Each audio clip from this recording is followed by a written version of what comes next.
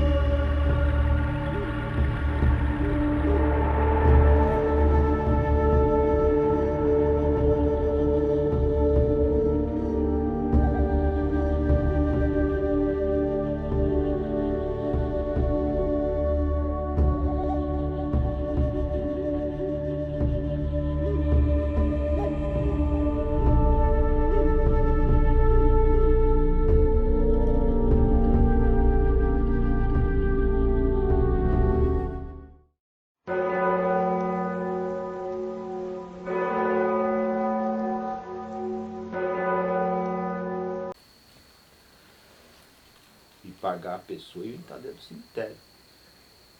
Só que era realmente gente desencarnada. E isso daí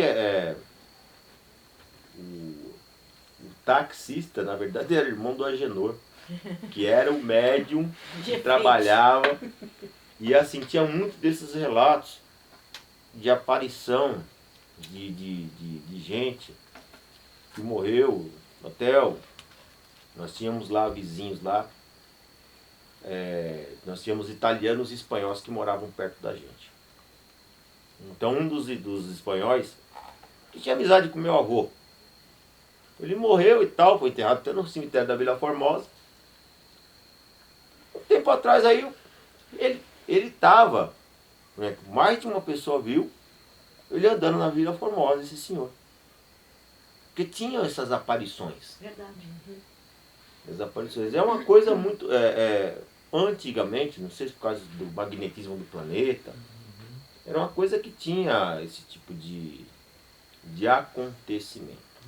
Bom, meu avô, nessa casa, que ele criava os bichos, chegou uma época que na cidade de São Paulo não pôde mais criar animais. Que a prefeitura proibiu. Então tinha que tirar os animais. Quando tirou os animais, né, ficou as granjas, né? As granjas que tinham, vendia as galinhas, vendia os bichos vivos, ele continuou consumindo dali. Aquela parte que ficou ali, que era a casa, ela tinha um terreno, o terreno era meio caído assim, e ali era meio que brejo, né? Tinha mina. E meu avô queria construir no fundo. Ele construiu outra casa no fundo. Como a gente estava crescendo, a gente vivia praticamente tudo junto na mesma casa, ele queria separar. Só que tinha que aterrar aquilo ali, a casa. Aí o que acontece? No cemitério da Vila Formosa,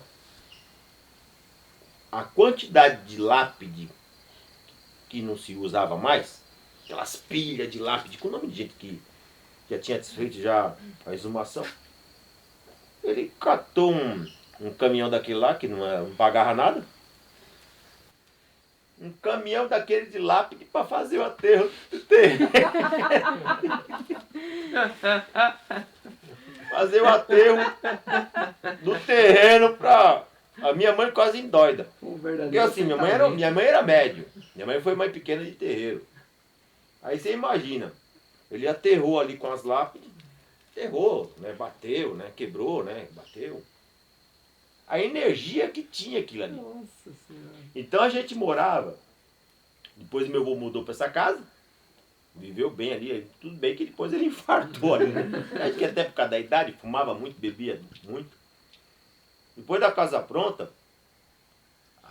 a gente estava na sala, Que antigamente era televisão de seletor, né? Então, batia, punha bombril. Aí, tava assim na sala, daqui a pouco escutava. Sabe quando você escuta as panelas cair da cozinha? Aquele barulho na cozinha. Aí, caiu as panelas tudo no chão. Chegava na cozinha, tava tudo normal. Tudo normal, tudo no lugar. Via gente. E minha mãe, ela tinha uma mediunidade muito interessante. Daqui a pouco minha mãe saia correndo assim. Você viu? Você viu? Que ela viu uns negrinhos correndo assim na sala, assim na cozinha. Mas o que é esses meninos aqui correndo aqui dentro de casa? Minha mãe começou a ver criança correndo dentro de casa. E começou a ver, e na verdade era lá a corrente de beijo, os chumirim, sei. Mas é assim. A minha mãe falava assim, nossa, coisa. Minha mãe começou a ver coisa, a gente dormia, sentia o pé puxar, sentia o cabelo puxar. Então isso daí, tudo fruto Das ideias do seu avô. Do assentamento que foi feito. do assentamento que meu avô fez lá na casa. Ele fez a construção e meu avô, ele, como eu falei, gostava de tomar as cachaças dele.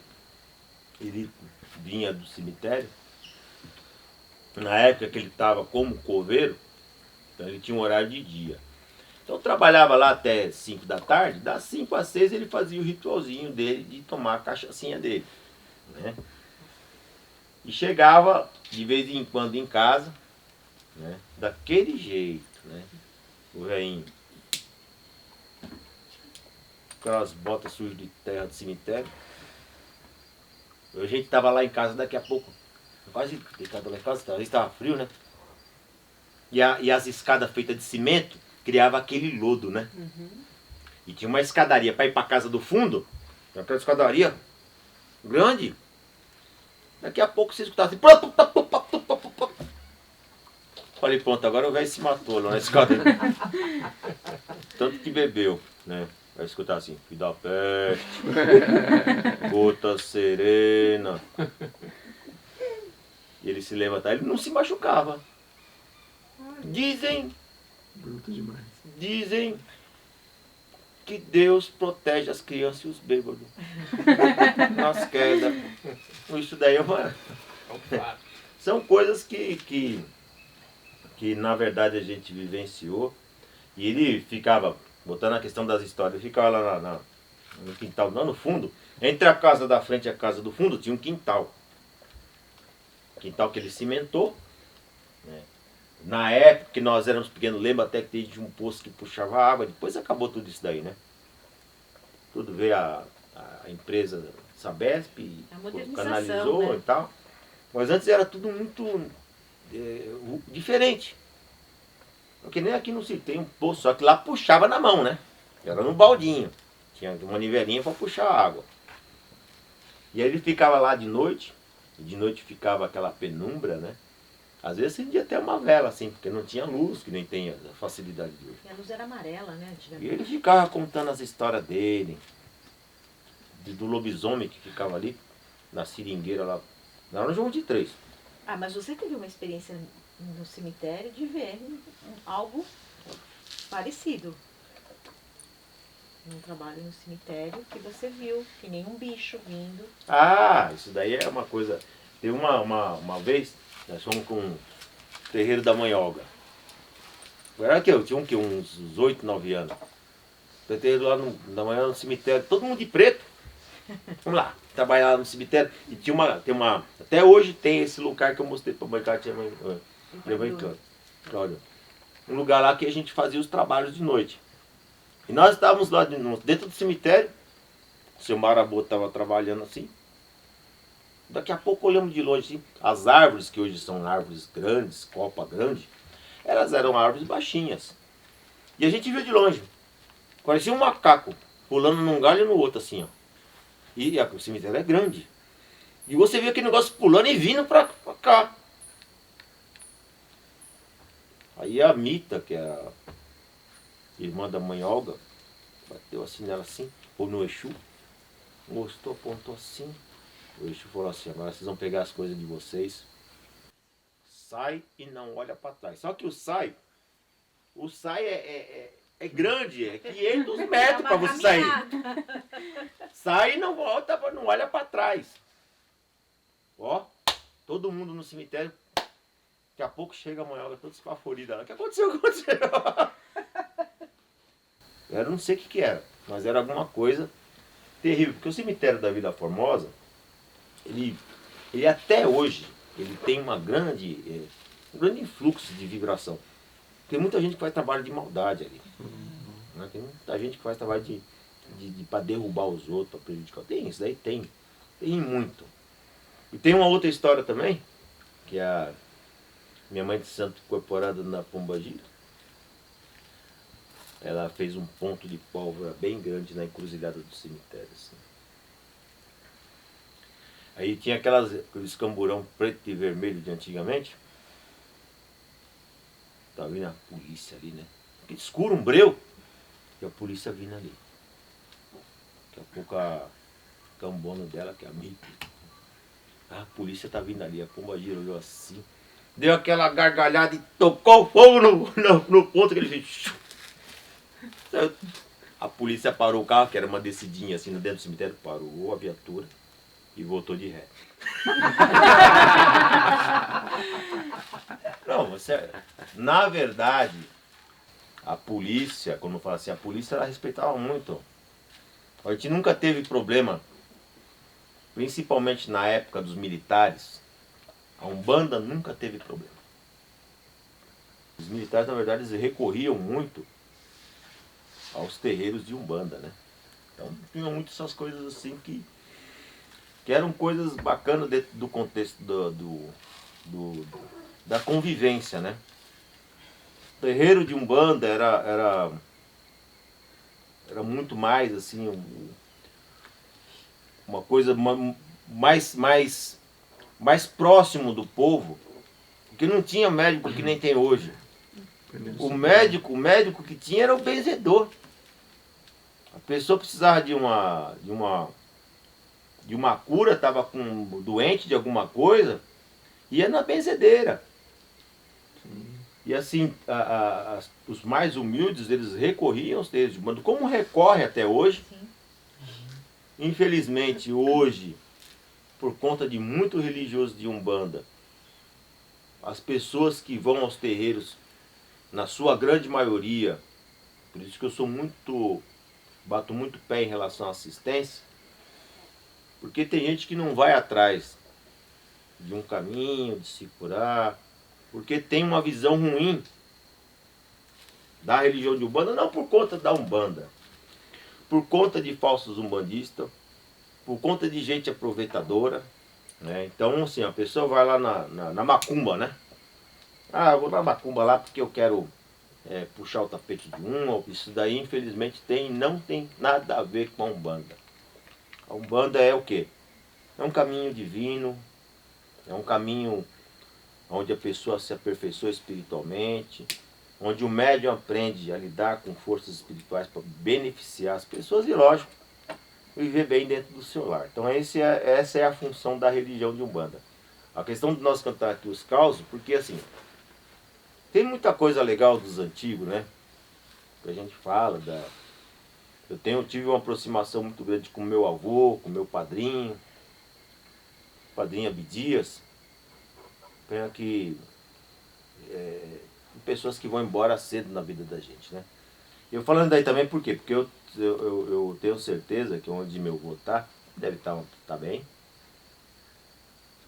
Eu tive, vai fazer 27 anos que meu pai morreu. Eu tive também uma visão com ele há um tempo atrás. Isso daí não foi em ritual nenhum, foi um sonho mesmo. Eu sonhei que eu estava num hospital. Eu entrei no hospital todo mundo de branco. Entrei assim. Meu pai trabalhando no hospital. Eu falei, não, estou trabalhando no hospital. Eu não pude nem me dar atenção porque ele estava ocupado. Então ele estava trabalhando no hospital. Coisa louca, né? Então são vivências espirituais, esse contato com a espiritualidade e contato com esse meu lado ancestral. Meu avô, aí eu vou voltar para a história do meu bisavô. Meu bisavô, quando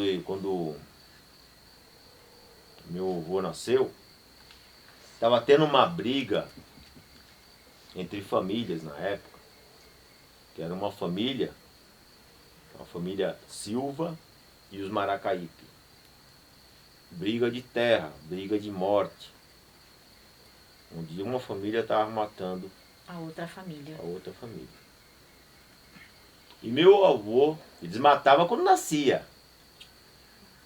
Então, assim, se eles soubessem no hospital que tinha lá um Maracaípe, eles iam lá matar. E para meu bisavô sair fora dessa questão, ele mudou o nome para Souza. Então, meu nome não era para ser Ortiz Belo de Souza. Era para ser Ortiz Belo Maracaípe. Coisa louca, né? Sim. Mas é assim, a história, ela é uma história muito interessante, que envolve toda uma... Você muda o sobrenome da família, você muda todo o enredo. Muda uma história, né? Você viu que de lá existe a família Maracaípe. E existe uma outra família Souza. Então existe uma cisão. Né? Mas eu acredito que espiritualmente foi necessário também. Teve uma questão muito espiritual. E entra esse envolvimento que hoje eu entendo melhor em relação à espiritualidade. Eu tive várias situações aí já com os meus guias em relação ao aprendizado, que como eu nasci dentro da Umbanda, nasci dentro da própria religião, a gente quando é jovem, adolescente, a gente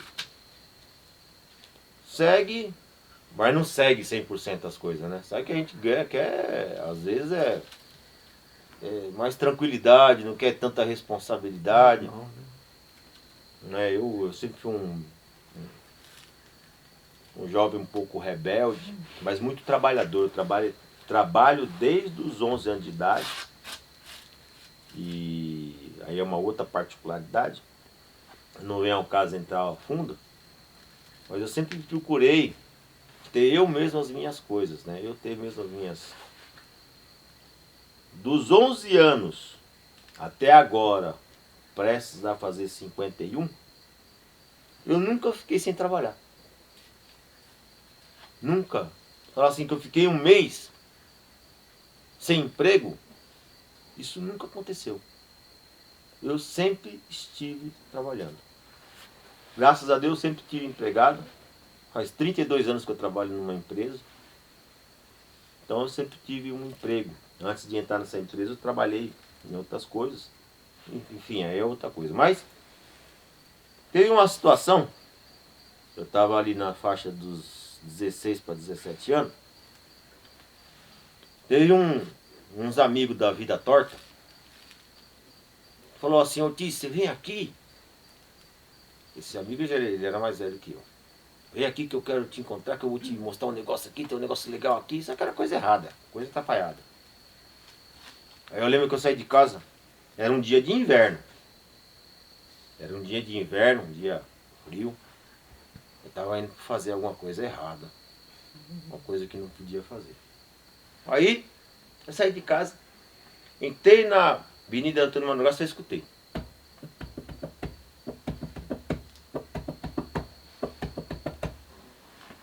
Um tambor. De longe. Eu falei, nossa, sabe aquilo quando te chama? E aquele som. Aí eu entrei numa ruinha, eu queria saber onde que era um terreiro tocando trabalho. Caramba, eu fui lá, escutando aquele barulho daquele tambor. Eu fui parar, como é o nome do lugar lá mesmo, Humberto? Aquela favelinha que tinha ali? Colina. Uma colina. Aí que era cheio de ruinha, cheio de barraquinha, cheio de não sei o quê. Eu fui entrando aqui, entrando acolá. Cheguei numa casa, que a porta era aquela, tava com palha da costa. Assim na porta. E nem uma cortina, né? Aí eu, na hora que eu afastei a palhinha assim, eu tomei até um susto. Falei, tinha um um negrão ó, incorporado num caboclo, o penacho batia quase no teto. Eu tomei um susto. O caboclo tava assim, ó, com o charuto na boca, fumando assim. Eu tava te esperando. O caboclo me pegou ali, me deu um sermão. Fiquei lá dentro. Detalhe. Naquela mesma hora que eu tinha marcado para encontrar com a pessoa, passou um carro, metralhou o cara e cortou ele no meio. Isso daí é um relato espiritual de um livramento.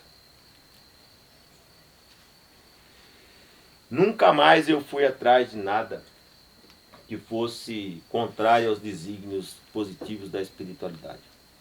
Como ninguém deve ir. Então são ensinamentos que a gente E tem. nunca mais você encontrou o lugar. Detalhe. Esse terreirinho que eu fui lá, que era uma salinha que estava tendo trabalho, eu falei, eu quero saber onde que é esse lugar direito. Fui lá, atrás do lugar. Quem disse que eu achei o lugar de novo? Eu nunca mais achei o lugar.